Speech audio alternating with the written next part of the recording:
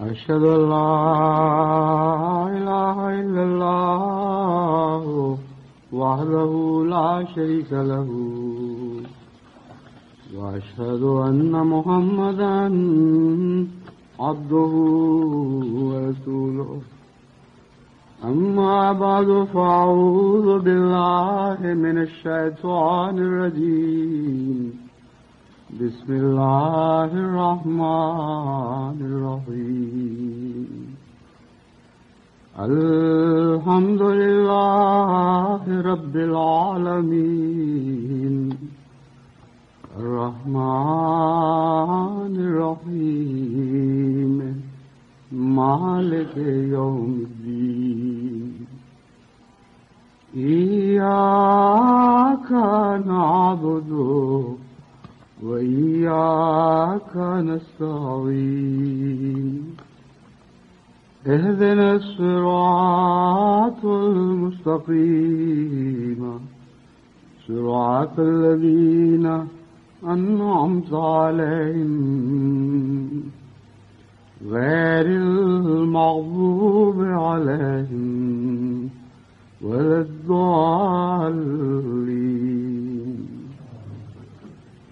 من ذا الذي يقرض الله قرضا حسنا فيضاعفه له أضعافا كثيرا والله يقبض ويبسط وإليه ترجعون. سورہ بقرہ آیت 246. یہ جمعہ 1999 کا پہلا جمعہ ہے اور سابقہ روایات کے مطابق نئے سال کے پہلے جمعے یا اس سے گزرے ہوئے سال کے آخری جمعے میں وقف جدید کے سال نو کا اعلان ہوا کرتا ہے. لیکن اس سے پہلے کہ میں وقف جدید سے متعلق کچھ کہوں، تمام دنیا کی جماعتوں کے تمام احباب اور خواتین اور بچوں کو نئے سال کی مبارکباد پیش کرتا ہوں. یہ سال ہمارے لیے ایک خاص اہمیت کا سال ہے کیونکہ تقریباً 2 مہینے اور 17 دن کے بعد احمدیت کی نئی صدی کا سورج طلوع ہونے والا ہے اور احمدیت کی پہلی صدی اپنی پوری آفتاب کے ساتھ، پوری شان کے ساتھ برکتیں پیچھے چھوڑتی ہوئی رخصت ہونے والی ہے. تو اس پہلو سے یہ سال جدائی کا بھی سال ہے اور وصل کا سال بھی ہے. ایک ایسا دن جدا ہونے والا ہے جو اپنی روشنی میں ہمیشہ آئندہ ہر صدی سے بڑھ کر چمکے گا، یعنی پہلی صدی کا دن، کیونکہ اس کے سر پر وہ امام ظاہر ہوئے جن کی خوشخبری حضرت اقدس محمد مصطفیٰ صلی اللہ علیہ وآلہ وسلم نے خود عطا فرمائی اور جس کی 13 صدیوں تک امت انتظار کرتی رہی. بس اگرچہ ہم یقین رکھتے ہیں کہ انشاءاللہ تعالی احمدیت سینکڑوں ہزاروں گنا آئندہ صدی میں ترقی کرے گی، لیکن وہ ساری ترقیاں مرہون منت ہیں ان قربانیوں کی جو اس پہلی صدی میں کی گئیں. آئندہ صدی بھی قربانیاں مانگے گی، آئندہ صدی میں بھی قربانیاں پیش کی جائیں گی، مگر جو آغاز کا نور ہے اس کو کسی طرح بھی آئندہ آنے والی روشنیاں دھندلا نہیں سکتی. اور دراصل اسی نور کی برکت ہے جو پھیلتی چلی جائے گی اور یہ دن روشن تر اور روشن تر ہوتا چلا جائے گا، یہاں تک کہ تمام دنیا پر اسلام کے کامل غلبے کی صدی طلوع ہوگی. اس پہلو سے یہ جو پہلی صدی پر شام آئی ہے یہ کچھ اداسی کی کیفیت بھی پیدا کرتی ہے، لیکن اس کے ساتھ ہی تیز قدم بڑھانے کی طرف بھی ہمیں ابھارتی ہے. اور جیسے جیسے سورج غروب ہونے کا وقت قریب آ رہا ہے یہ احساس بڑھتا جا رہا ہے کہ کاموں کے لحاظ سے ابھی ہم پیچھے رہ گئے ہیں۔ بہت سے پروگرام تھے جن کی طرف میں نے بارہا جماعت کو توجہ دلائی، بہت سے پروگرام ہیں جو اس وقت زیر عمل ہیں، اور جماعت تمام دنیا میں کوشش کر رہی ہے کہ اگلی صدی کے طلوع سے پہلے پہلے ہم ان پروگراموں کو پایہ تکمیل تک پہنچا دیں۔ لیکن یہ کام اتنا زیادہ ہے اور کئی جگہ ایسے خلا دکھائی دے رہے ہیں کہ سال کے آغاز پر میں سب سے پہلے جماعت احمدیہ کو دعا کی طرف متوجہ کرتا ہوں کہ دعاؤں کے ذریعے مدد مانگیں۔ بارہا میں نے تفصیل سے جائزہ لیا ہے، اور اگرچہ مایوس کسی قیمت پر کسی صورت میں بھی نہیں، لیکن پورے یقین کے ساتھ کہہ سکتا ہوں کہ جتنی تیاری ہمیں کرنی چاہیے تھی ویسی تیاری ہم نہیں کر سکے، اور اس وقت ہمیشہ دعا کی طرف طبیعت متوجہ ہوتی ہے۔ دعا دو طرح سے کرشمے دکھایا کرتی ہے۔ اول یہ کہ جو کام ہم نہیں کر سکتے وقت کے لحاظ سے، دعا کی برکت سے تھوڑے وقت میں اس سے بہت زیادہ ہو جاتا ہے جتنی عام حالات میں انسانی عقل توقع رکھتی ہے۔ دوسرے، دعا کی برکت سے ہماری غفلتوں اور کوتاہیوں کی پردہ پوشی ہو جاتی ہے، اور اللہ تعالیٰ گزشتہ کوتاہیوں پر بھی پردہ ڈالتے ہوئے اپنے فضل کے ساتھ ایسے ثمرات، ایسے پھل عطا فرما دیتا ہے جن کے لیے ہم حقدار نہیں تھے، جن کے لیے ہم نے محنت نہیں کی تھی، کوشش نہیں کی تھی۔ محض اللہ کے فضل کے ساتھ وہ سارے پھل عطا ہوتے ہیں جن کی عام حالات میں توقع بھی نہیں کی جا سکتی۔ تھوڑے کو وہ قبول کرتا ہے اور بہت زیادہ کر دیتا ہے۔ یہی وہ مضمون ہے جو اس آیت میں بیان ہوا ہے جو میں نے ابھی آپ کے سامنے تلاوت کی ہے۔ چونکہ اس کا مالی قربانی سے تعلق ہے، اس لیے وقف جدید کے سال نو کا آغاز کا اعلان کرنے سے پہلے میں نے یہ اس آیت کی تلاوت کرنا مناسب سمجھا تاکہ اس سے متعلق میں کچھ بیان کروں۔ اس کا تعلق چونکہ ایک عمومی اصول سے ہے جس کا اطلاق ہماری موجودہ حالت پر نئی صدی کے طلوع سے پہلے کے حالات پر بھی ہوتا ہے، اس لیے یہ آیت اپنے مضمون کے لحاظ سے اس تمام صورتحال پر یکساں روشنی ڈالے گی۔ اللہ تعالیٰ فرماتا ہے، من ذا الذی یقرض اللہ قرضا حسنا فیضاعفہ لہ اضعافا کثیرہ۔ کون ہے جو خدا کو قرض حسنہ دے تاکہ اللہ تعالیٰ اسے اس کے لیے بہت بڑھا دے۔ واللہ یقبض و یبسط، اور اللہ تعالیٰ چیزیں وصول بھی کرتا ہے، قبض بھی کرتا ہے، ان کو کھینچتا ہے، اور یبسط، اور ان کو پھیلا بھی دیتا ہے۔ قبض کا مضمون ایسا ہے جیسے مٹھی میں کوئی چیز انسان سمیٹ لے اور پھر مٹھی کھول کر اس کو پھیلا دے، اس کو بسط کہتے ہیں۔ تو خدا تعالیٰ چیزیں سمیٹتا بھی ہے اور ان کو بڑھا کر پھیلا کر واپس بھی کیا کرتا ہے۔ واللہ یقبض و یبسط والیہ ترجعون، اور اسی کی طرف تم لوٹائے جاؤ گے۔ اس آیت میں ایک الجھے ہوئے مضمون کو سلجھایا گیا ہے جو بسا اوقات انسانی ذہن کو پریشان کرتا ہے۔ جب مومن سے خدا کی راہ میں چندہ مانگا جاتا ہے تو اپنے ایمان اور تقوی اور خلوص کی وجہ سے خواہ اس مضمون کی سمجھ آئے یا نہ آئے کہ خدا کو کیا ضرورت ہے۔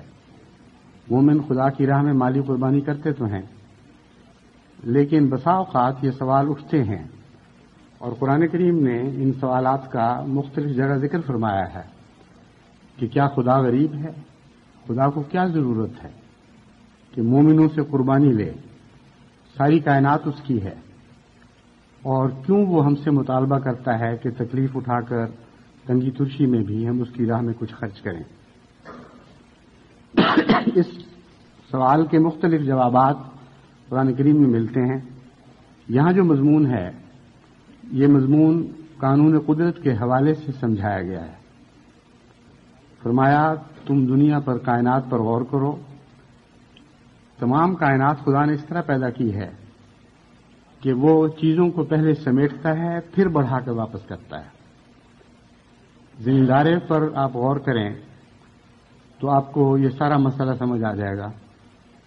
آپ اگر زمیندارہ جانتے ہیں یا تجربہ ہے تب بھی، ورنہ سنا تو سب نے ہوا ہے کہ زمیندار اس وقت اپنا بیج زمین میں ڈالتا ہے جب اس کو اس بیج کی سب سے زیادہ ضرورت ہوتی ہے، جب اس کی فصل کا پھل اختتام تک پہنچ رہا ہوتا ہے، جب اس کو کھانے کے لیے اپنی دیگر ضروریات کے لیے اس بیج کی براہ راست یا اس کو بیچ کر اس کی قیمت کی بہت ضرورت پڑتی ہے. وہ وقت ہے نئی فصل بونے کا. تو انتہائی ضرورت کے وقت جو دانے اس کے گھر بچتے ہیں ان کو وہ مٹی میں ملا دیتا ہے. یہ ہے قبض کا مضمون، اور کامل یقین رکھتا ہے کہ اس کے بغیر اس کے آئندہ سال کی ضرورتیں پوری نہیں ہو سکتی. کامل یقین رکھتا ہے کہ خدا تعالیٰ جو قبض کرتا ہے وہ بسط بھی کرتا ہے، اور بسط کے مضمون پر یقین رکھے بغیر کوئی زمیندار بھی اپنا قیمتی بیج مٹی میں نہیں ملا سکتا. اور آپ دیکھتے ہیں کہ جب سے دنیا بنی ہے اس وقت سے خدا تعالیٰ اسی مضمون کو ہر سال مختلف شکلوں میں عملی صورت میں دنیا پر ظاہر کرتا چلا جا رہا ہے.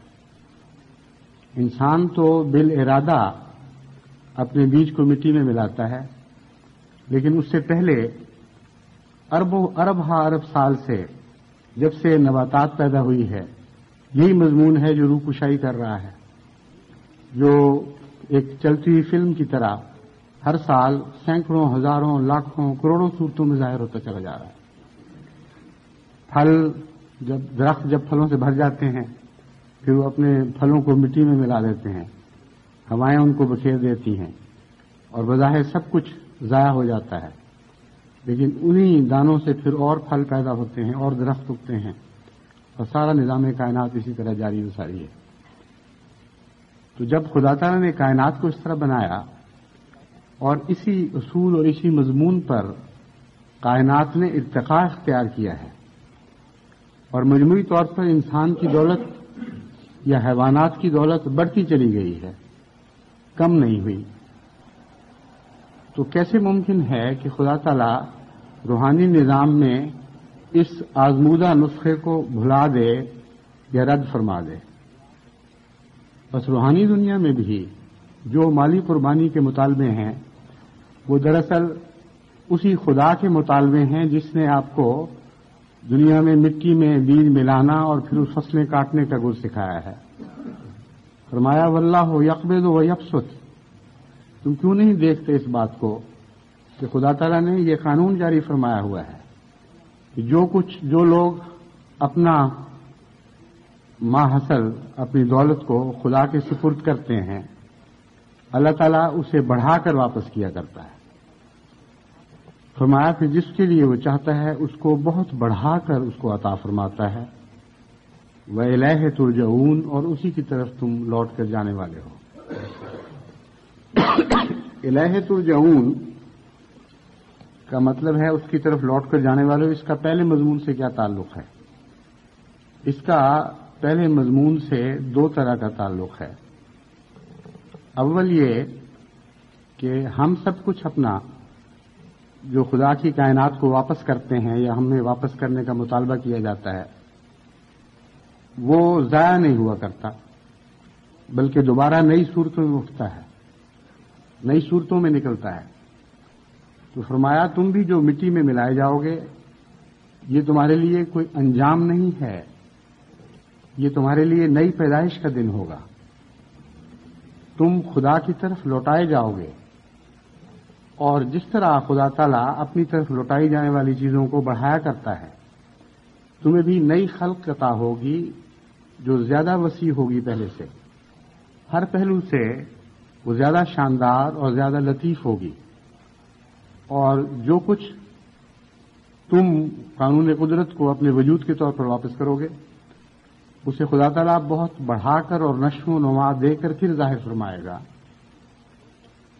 دوسرا معنی اس آیت کے اس حصے کا یہ ہے کہ جو کچھ تم خدا کی راہ میں خرچ کرتے ہو یہ نہ سمجھو کہ اس ساری جزا تمہیں اس دنیا میں مل جاتی ہے، اس دنیا میں بھی ضرور جزا ملتی ہے، اور خدا کی راہ میں مالی قربانی کرنے والوں کو بہت بڑھا کر عطا کیا جاتا ہے۔ لیکن اگلی دنیا میں بھی تمہارے لیے یہ خزانے جمع ہو رہے ہیں۔ اگر انسان کسی ایسی جگہ خزانے بھجوا دے جہاں خود نہ پہنچ سکتا ہو تو وہ خزانے اس کے ہاتھ سے ضائع گئے، وہ ہمیشہ کے لیے کھوئے گئے۔ تو آیت کا یہ حصہ انسان کو یقین دلاتا ہے کہ تمہاری امانت جہاں پہنچ رہی ہے وہاں تم بھی جانے والے ہو، اور جو کچھ تم بھیجو گے وہ اس کو بھیجے ہوئے کی نسبت ہزاروں لاکھوں کروڑوں بلکہ انگنت گنا زیادہ اس دنیا میں پاؤ گے جس میں آخر تمہیں لوٹ کر جانا ہے۔ تو یہ چھوٹی سی آیت بہت وسیع مطالب اپنے اندر رکھتی ہے اور مالی قربانی کا فلسفہ ہمیں سمجھاتی ہے۔ صرف مالی قربانی کا نہیں بلکہ دیگر قربانیوں کا فلسفہ بھی سمجھاتی ہے۔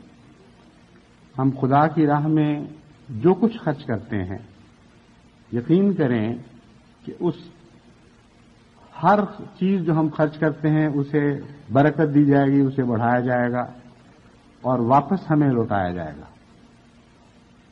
یعنی ہم تو خدا کی طرف لوٹیں گے مگر خدا ہر چیز جو ہم خدا کی طرف بھیجتے ہیں ہماری طرف لوٹاتا چلا جائے گا۔ اس پہلو سے نئی صدی کے حالات کے ساتھ بھی اس مضمون کا تعلق ہے۔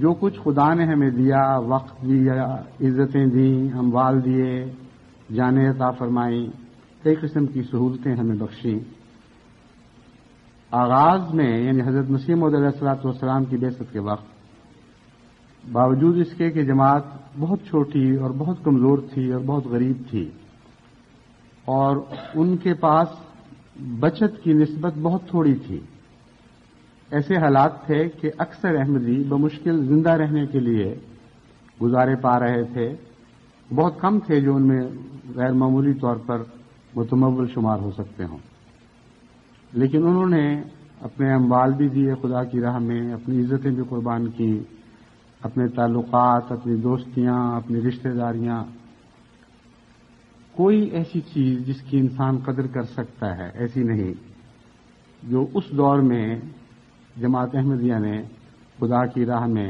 قربان نہ کر دی۔ جو کچھ ان کو حاصل تھا وہ سب کچھ دے دیا۔ ایسے خطرناک حالات تھے کہ اس زمانے میں بعض علاقوں میں کے متعلق انسان سوچ بھی نہیں سکتا تھا کہ وہاں کے معزز لوگ تمام عزتوں کو اپنے ہاتھ سے تج کے حضرت مسیح موعود علیہ الصلوۃ والسلام کی آواز پر لبیک کہہ دیں گے۔ اور یہ لمبی کہانی ہے مگر اللہ تعالیٰ نے فضل فرمایا، جو کچھ انہوں نے خدا کی راہ میں پیش کیا اس کو بہت بڑھا کر اللہ تعالیٰ نے ان کی آئندہ نسلوں اور ان کے خاندانوں کو عطا فرمایا۔ آج دنیا کے کونے کونے میں احمدی نسلیں جو ان بزرگوں کی نسلیں ہیں پھیلی پڑی ہیں وہ گواہ ہیں کہ خدا تعالیٰ نے کسی ایک چیز کو بھی ان کے لیے اپنے پاس رکھا نہیں بلکہ یقبض و یبسط کے مضمون کو بڑی شان کے ساتھ پورا فرمایا ہے۔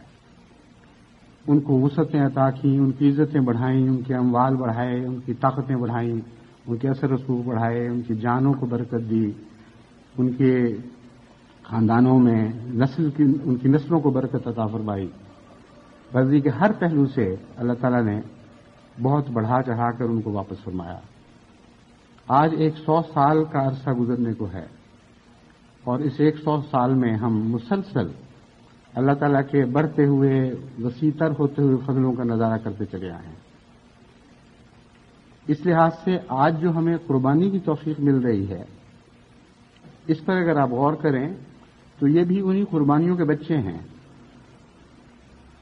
جو قربانیاں اس وقت تھوڑی نظر آتی تھیں، آج زیادہ ہو کر جو دکھائی دے رہی ہیں. دراصل یہ بھی یقبض و یبسط کے مضمون سے تعلق رکھنے والی بات ہے. قربانیوں کی طاقت کو بھی خدا تعالیٰ بڑھاتا ہے، قربانیوں کے مظاہروں کو بھی اللہ تعالیٰ برکت عطا فرماتا ہے. اور ایک نسل جو اس بات کا عرفان نہ رکھ سکتی ہو، بعض دفعہ بے وقوفی میں یہ کہہ سکتی ہے کہ ہم زیادہ قربانیاں دے رہے ہیں، ہم زیادہ وقت دے رہے ہیں، ہم منظم طور پر زیادہ کام کر رہے ہیں، لیکن اس بات کو وہ بھول جاتے ہیں کہ دراصل ان کے آباء کی قربانیاں ہیں جو بحیثیت قربانی برکت پا رہی ہیں. بس جو کچھ آج ہم روحانی لحاظ سے مٹی میں ملا رہے ہیں یا ملانے کی توفیق پا رہے ہیں، مٹی میں ملانے کی سعادت پا رہے ہیں، میں آپ کو یقین دلاتا ہوں کہ آئندہ صدی بکثرت ان قربانیوں کا فیض پائے گی.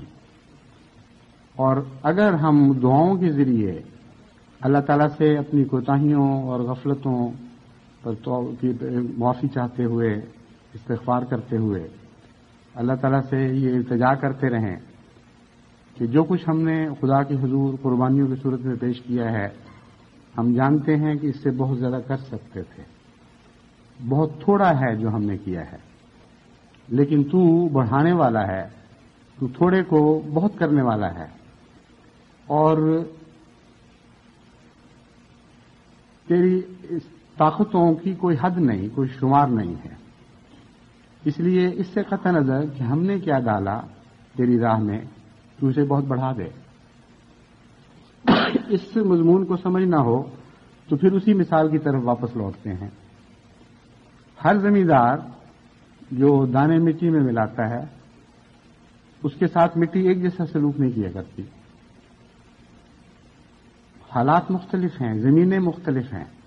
چنانچہ قرآن کریم نے اس مثال کو واضح کرتے ہوئے فرمایا کہ بعض ایسی قربانیاں ہیں جو خالصتاً للہ کی جاتی ہیں اور بعض ایسی ہیں جو دکھاوے کی خاطر کی جاتی ہیں. جو خالصتاً للہ کی جاتی ہیں ان کی مثال ایسی ہے جیسے زمیندار کا دانہ کسی ایسی زرخیز زمین میں پڑے جو غیر معمولی طور پر اس دانے کو بڑھانے کی طاقت رکھتی ہو.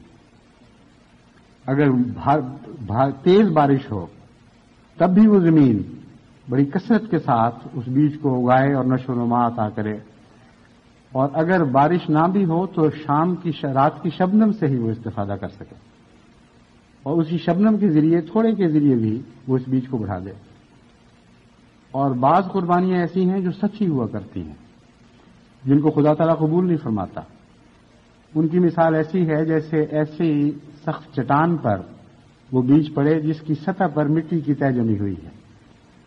وہ تھوڑی دیر کے لیے رویدگی ظاہر کرتی ہے، سبزہ دکھائی دیتا ہے، لیکن جب بھی بارش آتی ہے وہ سب کچھ کو بہا لے جاتی ہے. پھر اسی مثال میں ہم یہ بھی دیکھتے ہیں کہ جو لوگ اپنی قربانیوں کو تتبع کرتے ہیں، ان کے پیچھے چلتے ہیں اور ان کی آبیاری کرتے ہیں، ان کو بہت زیادہ دیا جاتا ہے بنسبت ان زمینداروں کے جو بیج پھینک کر خاکی زمین پر پھینکا ہو پھر اس سے غافل ہو جاتے ہیں. تو صرف قربانی کر دینا کافی نہیں ہے. قربانی کیسی ہے اور کس حد تک وہ نشو و نما پانے کی توفیق رکھتی ہے، یہ ایک بہت ہی وسیع مضمون ہے. اس لیے دعاؤں کے ذریعے خدا تعالیٰ سے مدد مانگنی چاہیے. وہ حال کا بھی خدا ہے، مستقبل کا بھی ہے اور ماضی کا بھی ہے. یہ التجا کرنی چاہیے کہ اگر ہماری قربانیوں میں، ہماری نیتوں میں کچھ فطور بھی رہ گیا ہو اور خالصتاً تیرے لیے نہ بھی کی گئی ہوں، تو آج ہم التجا کرتے ہیں کہ ہمیں بخش دے، ہمیں معاف فرما، ہماری قربانیوں کو کامل سچائی عطا کر. تو جیسے مستقبل کا خدا ہے ویسے ماضی کا بھی ہے، تو زمانے کا مالک ہے، چاہے تو ہماری گزری ہوئی کوتاہیوں پر بھی پردہ پوشی فرما سکتا ہے اور ان کوتاہیوں کی زد سے ہماری قربانیوں کو بچا سکتا ہے.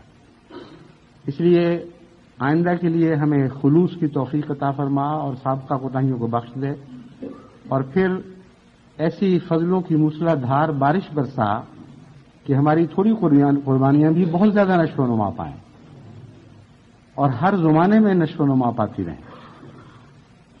یہ مضمون جو ہے اس کو پھر خدا تعالیٰ اور بڑھاتا ہے. فرماتا ہے کہ عام قانون قدرت میں جب بہت دیا جائے تو ایک دانہ 7 بالیوں میں تبدیل ہو سکتا ہے اور ہر بالی میں 100 دانے ہوں تو ایک دانہ 700 گنا ترقی کر سکتا ہے. لیکن فرمایا کہ یہی بات ختم نہیں ہو جاتی. یہ تو تمہارے اخلاص کے کمال اور خدا تعالیٰ کے اس اخلاص کو قبول کرنے کا مضمون ہے، لیکن خدا تعالیٰ کے فضل کا مضمون جس کا قربانیوں سے کوئی تعلق نہیں، یعنی براہ راست تعلق نہیں، وہ اس کے علاوہ ہے.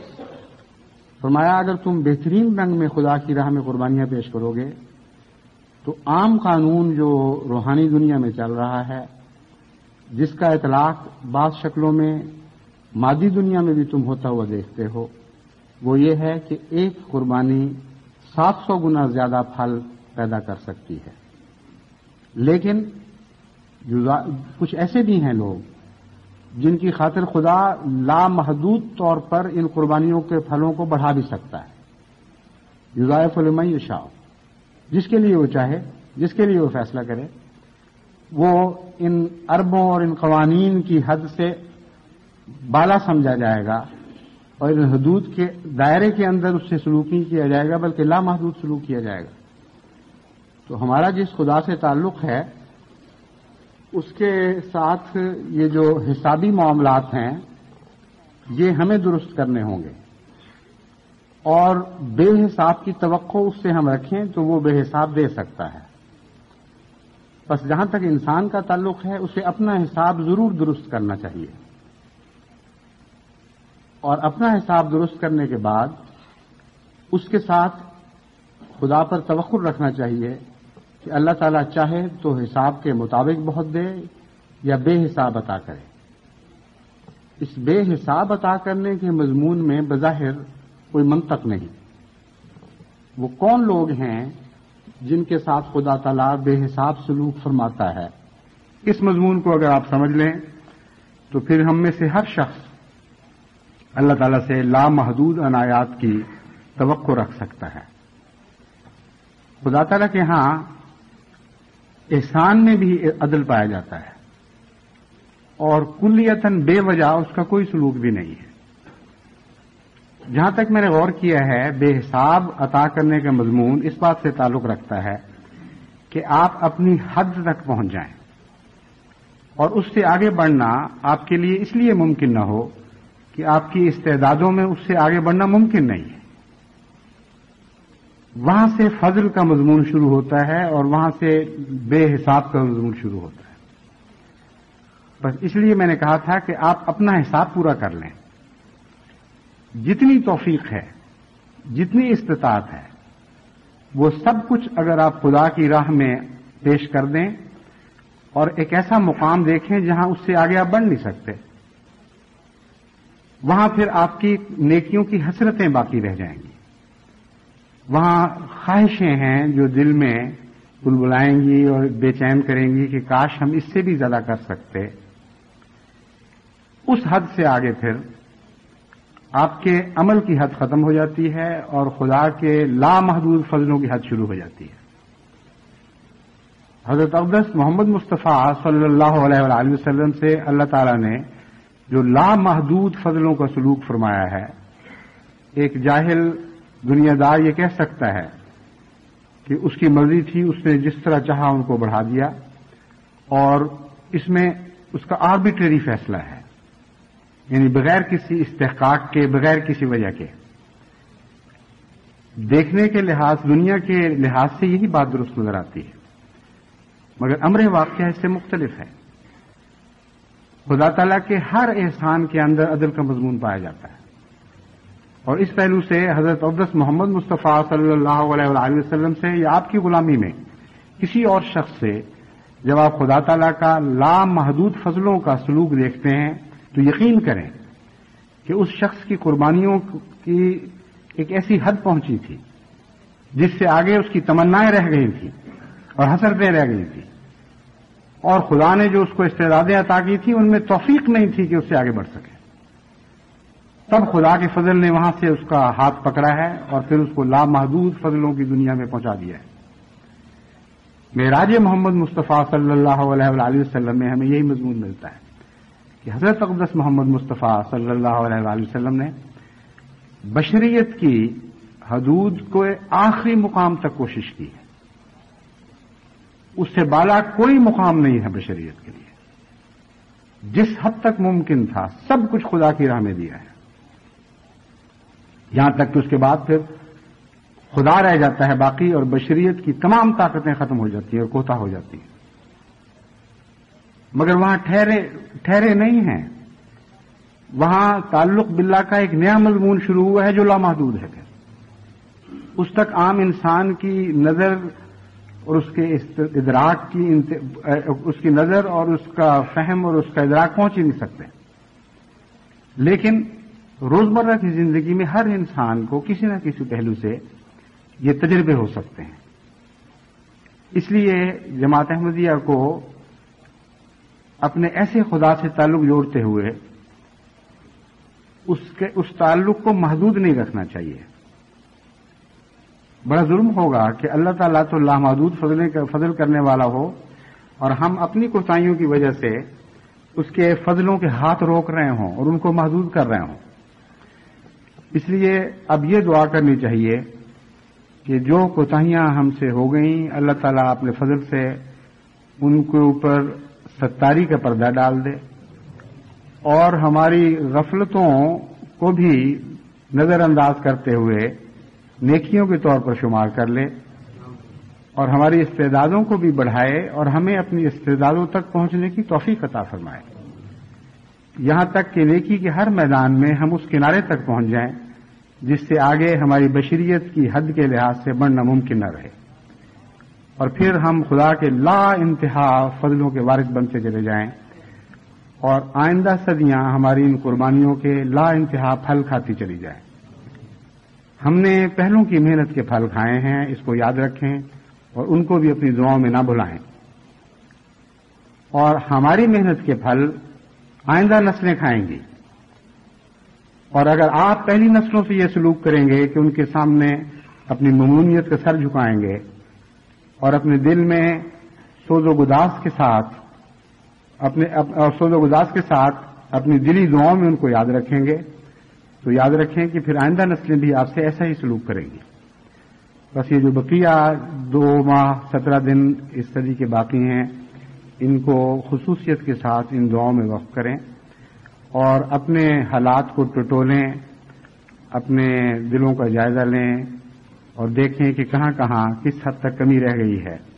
اصلاح نفس کے لحاظ سے، جو تربیت کا مجاہدہ ہم کر رہے ہیں اس کے لحاظ سے اور خدا کی راہ میں قربانیاں پیش کرنے کے لحاظ سے. اور دعا یہ کریں کہ ان 2 ماہ 17 دنوں میں اتنی برکت ڈال دے کہ وقت کے پیمانے کے لحاظ سے نہیں بلکہ فضل کے پیمانے کے ساتھ لحاظ سے ہمیں عمل کی توفیق عطا ہو اور اللہ تعالیٰ اس عمل کو قبول کرتے ہوئے ہماری جزاؤں کو لا انتہا کر دے. اس مختصر تعارف کے بعد اب اسی مضمون کی روشنی میں وقف جدید کے نئے سال کا اعلان کرتا ہوں. آپ کو جیسا کہ معلوم ہے وقف جدید پہلے صرف پاکستان اور ہندوستان کی حد تک محدود تحریک تھی، لیکن گزشتہ تقریباً 3 سال کے عرصے میں اسے 3 سال کا عرصہ ہوا اسے ساری دنیا میں پھیلا دیا گیا ہے. اور اگرچہ بعض ممالک ایسے ہیں جہاں وقف جدید کا چندہ خرچ کیا جاتا ہے، انہی ممالک میں مثلا افریقہ کے ممالک اور بعض اور دوسرے ممالک ہیں، مگر ترقی یافتہ ممالک کا وقف جدید کا چندہ زیادہ تر ہندوستان میں خرچ کے لیے وقف ہے.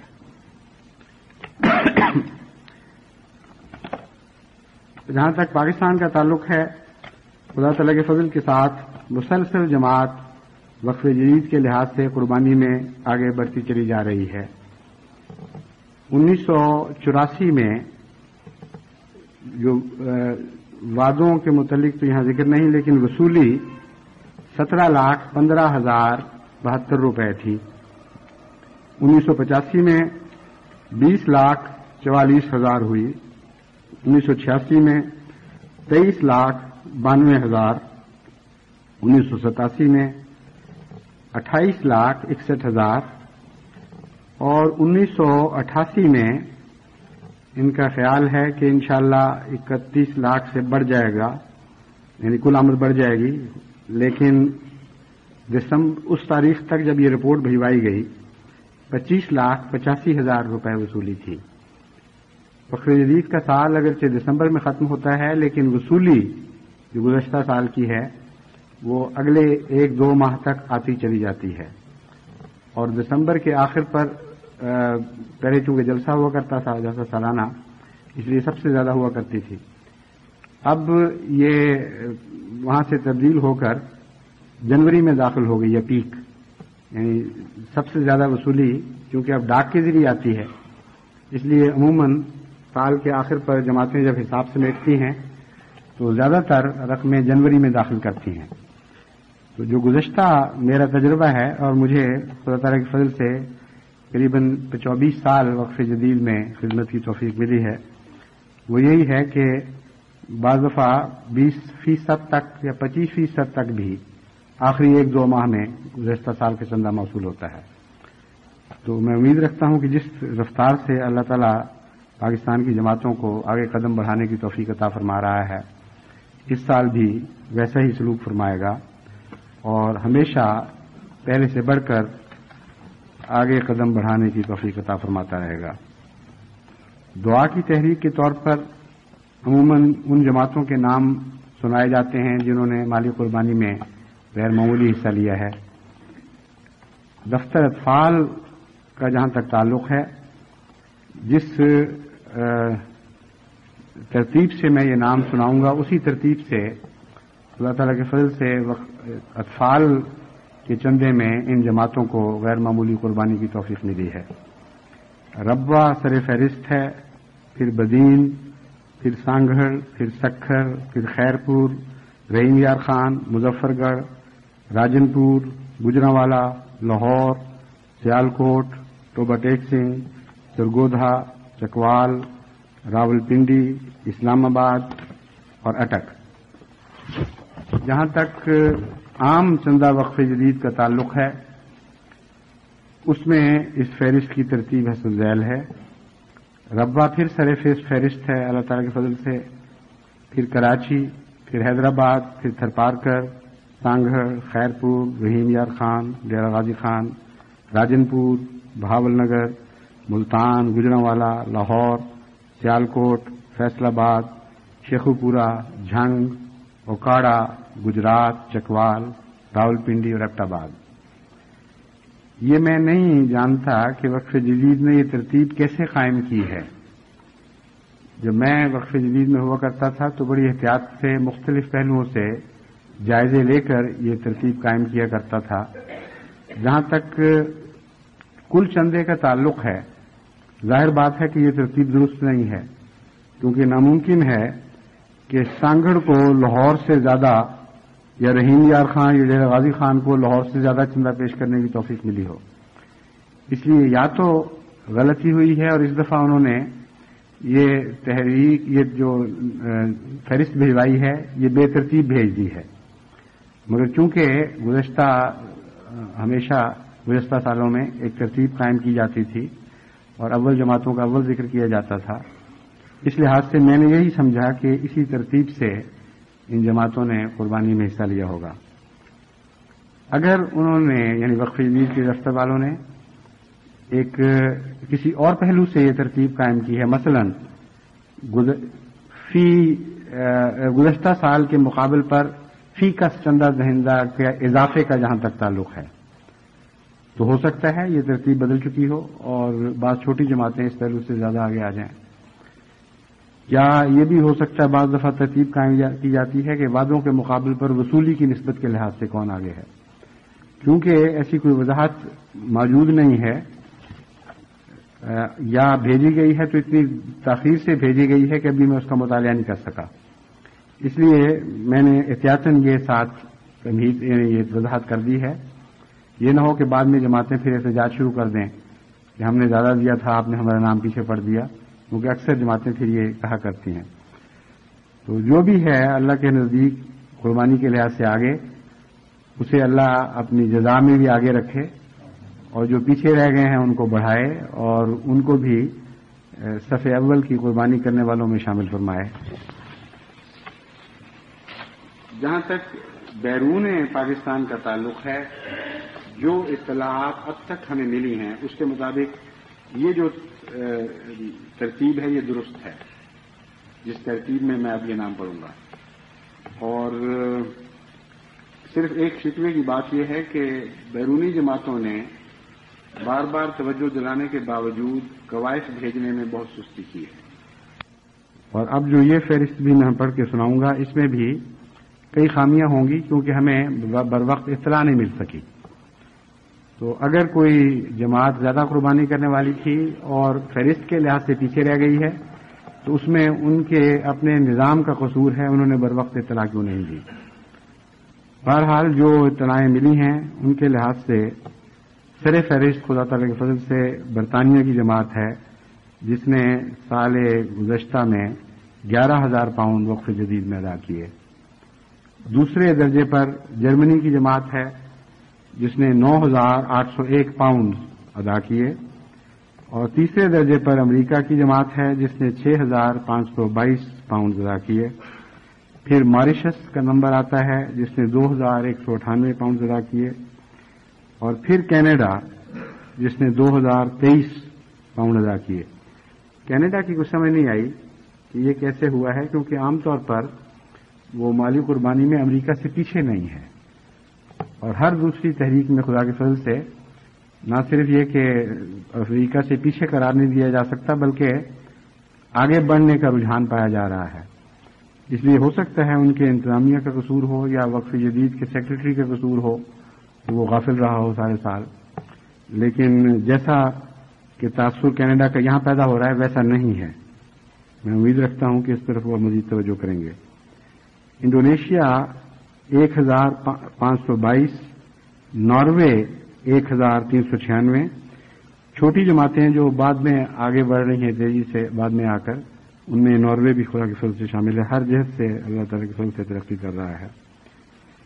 لیکن اس پہلو سے سوئٹزرلینڈ ناروے کو بہت پیچھے چھوڑ گیا ہے، کیونکہ سوئٹزرلینڈ کی جماعت ناروے کی جماعت کے مقابلے پر تعداد کے لحاظ سے بہت تھوڑی ہے، لیکن وقف جدید کے چندے میں انہوں نے 1,200 پاؤنڈ رپورٹ آنے تک ادا کیے تھے. ڈنمارک نے 1,057 پاؤنڈ اس مد میں ادا کیے ہیں. بہرحال یہ مختصر رپورٹ نامکمل ہے، لیکن ایک تھوڑی سی تصویر آپ کے سامنے رکھ رہی ہے کہ وقف جدید کے چندوں کی طرف بیرونی دنیا میں کس طرح توجہ ہو رہی ہے. پہلے بھی میں نے یہ بات سمجھائی تھی کہ بیرون دنیا میں جو چندوں کی وقف جدید کی تحریک ہے اس کی دو وجوہات ہیں. اول یہ کہ ہر نیکی میں حصہ لینے اور شامل ہونے کا موقع پانے کی انسان کے دل میں تمنا ہوتی ہے، اور یہ وہ تحریک تھی جو بے وجہ تو نہیں کہہ سکتے لیکن بعض خاص مصلحتوں کی وجہ سے آغاز میں صرف پاکستان اور ہندوستان میں محدود کی گئی تھی. اس عرصے میں نے ایک دفعہ حضرت خلیفۃ المسیح ثالث کی خدمت میں تحریک کر کے یہ اجازت لی تھی، چنانچہ تحریک نے اس پر پھر عمل بھی کیا کہ باہر کی دنیا کو بھی وقف جدید میں شامل کیا جائے، خواہ وہ اپنا روپیہ اپنے پاس ہی رکھیں. چنانچہ کچھ نیم دلی کے ساتھ یہ تحریک آج سے بہت پہلے جاری ہو گئی تھی، اور مختلف رپورٹوں میں ہمیں یہ اطلاع ملتی تھی کہ افریقہ کے بعض ممالک نے، یورپ نے یا امریکہ نے کچھ روپیہ وقف جدید میں بھی ادا کیا ہے جو ان کے مقامی فنڈز میں شامل کر لیا گیا. گزشتہ 3 سال، آج سے 3-4 سال پہلے کی بات ہے، غالباً 3 سال پہلے کی بات ہے، جب شذی کے خلاف جہاد کی میں نے تحریک کی ہے، تو اس وقت شذی کے لیے وقتی روپے کی کچھ ضرورت تھی جو خدا تعالیٰ کے فضل سے پورا ہو گیا. لیکن یہ ایک ایسا کام نہیں تھا جسے ہم تھوڑی دیر کرنے کے بعد بھلا دیں. ہندوستان میں وسیع پیمانے پر مختلف صوبوں میں مسلمانوں کو مرتد کر کے دوبارہ ہندو بنانے کی منظم کوششیں جاری ہیں. اور جتنی زیادہ میں تحقیق کروا رہا ہوں اتنا ہی زیادہ ہولناک منظر سامنے آ رہا ہے.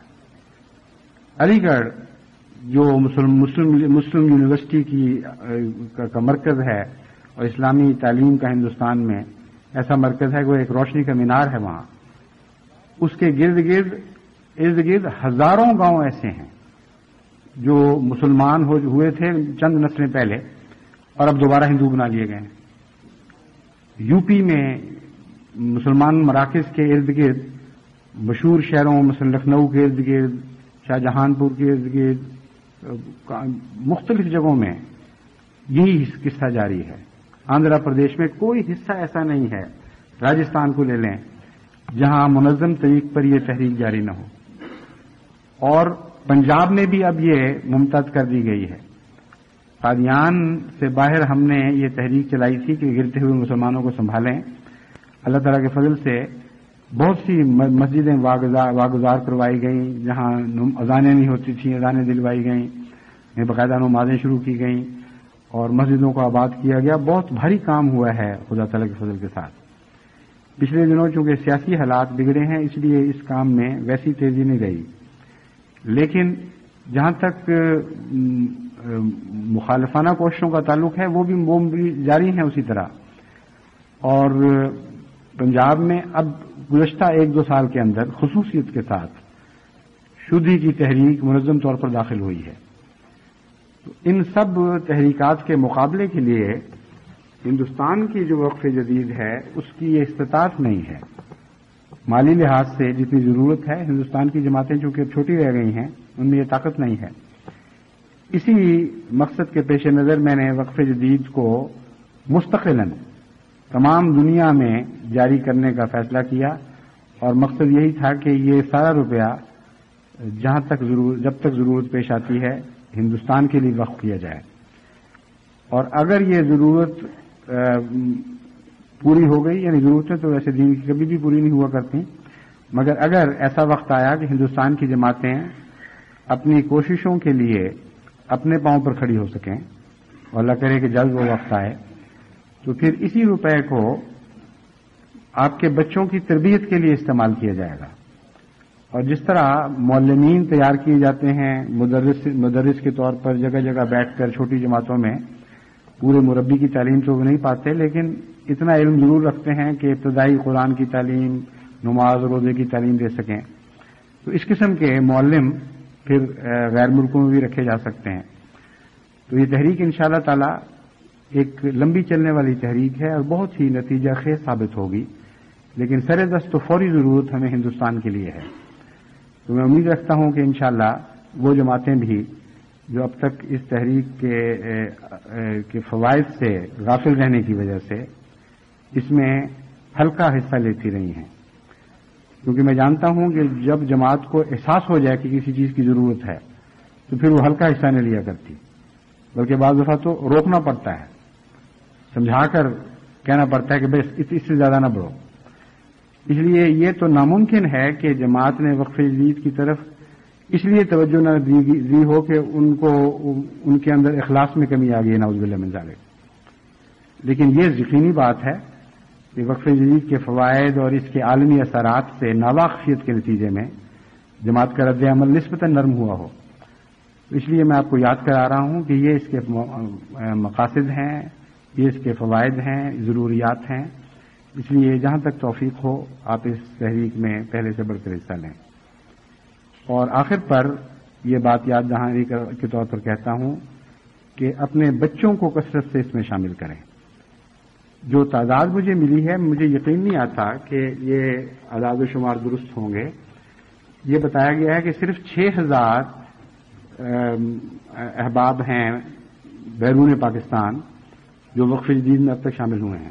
یہ ماننے والی بات نہیں ہے، ضرور اعداد و شمار بھجوانے میں غلطی ہوئی ہے، مگر کوشش یہ کرنی چاہیے کہ کوئی احمدی بچہ بھی ایسا نہ رہے جو وقف جدید میں شامل نہ ہو. اور باہر کے لحاظ سے اگر آپ 1 پاؤنڈ مثلا انگلستان کے میں ایک بچے کے لیے پیش کر دیں تو میرے خیال میں تو کوئی ایسی مشکل نہیں ہے. اور اگر نسبتاً بڑے بچوں کو یہ عادت ڈالیں کہ وہ اپنے ہاتھ سے پیش کریں اور اپنے جیب خرچ میں سے پیش کریں تو پھر اس کا بہت فائدہ پہنچے گا اور روحانی لحاظ سے وہ بچے ہمیشہ کے لیے ایک ان کے دل میں ایک عزم پیدا ہو جائے گا، ایک خواہش پیدا ہو جائے گی کہ ہم دینی خدمات میں حصہ لیتے رہیں. ایک بیج بویا جائے گا جسے خدا تعالیٰ پھر بڑھائے گا. تو اس پہلو سے اس طرف بہت توجہ دینی چاہیے. باہر کی دنیا میں تعداد بڑھانے کی طرف خصوصیت سے توجہ دی جائے اور میں سمجھتا ہوں اگر تعداد بڑھائی جائے اور تھوڑا تھوڑا چندہ بھی بچے اور بعض نیا شامل ہونے والے پیش کریں تو سرے دست جو فوری ضروریات ہیں وہ انشاءاللہ تعالیٰ پوری ہو جائیں گی. میں امید رکھتا ہوں اللہ تعالیٰ اس پہلو سے بھی ہمیں آگے قدم بڑھانے کی توفیق عطا فرمائے گا. دعاؤں میں بھی یاد رکھیں ہندوستان کے حالات ایسے ہیں کہ ہماری جماعت تناسب کے لحاظ سے بہت ہی تھوڑی ہے اور خدمت کے میدان بے انتہا ہیں. اور چونکہ ہندوستان کو خدا تعالیٰ نے آئندہ اسلام کی قلعہ بنانے کے لیے چنا تھا اور ہندوستان ہی میں امام پیدا فرمایا تھا، اس لیے اس ملک کی بہت غیر معمولی اہمیت ہے جسے ہم وقتی حالات کی تبدیلی سے نظر انداز نہیں کر سکتے. اگر ہندوستان مسلمان ہو جائے تو دنیا کی عظیم ترین اسلامی مملکت بنے گا اور اگر احمدی تربیت کے تابع مسلمان ہو تو ساری دنیا میں اسلامی کا سوال نہیں، ساری دنیا میں سب سے زیادہ عظیم طاقت بن سکتا ہے. کیونکہ احمدیت جس طرح اسلامی اخلاق پر زور دیتی ہے اور اسلامی اخلاق کو نظریاتی طور پر نہیں بلکہ عملی دنیا میں انسانوں کی زندگی میں ڈھالتی ہے، اس سے طاقت پیدا ہوا کرتی ہے. اور اگر ہندوستان مسلمان ہو جائے تو میں آپ کو یقین دلاتا ہوں کہ تمام دنیا میں سب سے زیادہ طاقتور ملک بن جائے گا اور اس کے نتیجے میں اللہ تعالیٰ کے فضل سے بڑی تیزی کے ساتھ ساری دنیا کے مسلمان ہونے کے سامان پیدا ہونے شروع ہو جائیں گے. اس لیے پاکستان کا اپنا ایک مقام ہے، اس مقام کو میں نظر انداز نہیں کر رہا، لیکن ہندوستان کو بھی اس کا حق ملنا چاہیے اور ہمیں ہندوستان کے حق سے غافل نہیں رہنا چاہیے. اللہ تعالیٰ ہمیں اس کی توفیق عطا فرمائے اور ہمارے تھوڑے کو قبول فرمائے اور بہت بڑھا کر اس کے نیک اثرات ظاہر فرمائے. الحمدللہ نحمدہ ونستعینہ ونستغفرہ ونؤمن بہ ونتوکل علیہ ونعوذ باللہ من شرور انفسنا ومن سیئات اعمالنا من يهده الله فلا مضل له ومن يضلله فلا هادي له ونشهد أن لا إله إلا الله وحده لا شريك له ونشهد أن محمدا عبده ورسوله. عباد الله رحمكم الله ان اللہ یامر بالعدل والإحسان وإیتاء ذی القربى وینہی عن الفحشاء والمنکر والبغی یعظکم لعلکم تذکرون. اذکروا اللہ یذکرکم وادعوہ یستجب لکم وَلَذِكْرُ اللَّهِ أَكْبَرُ.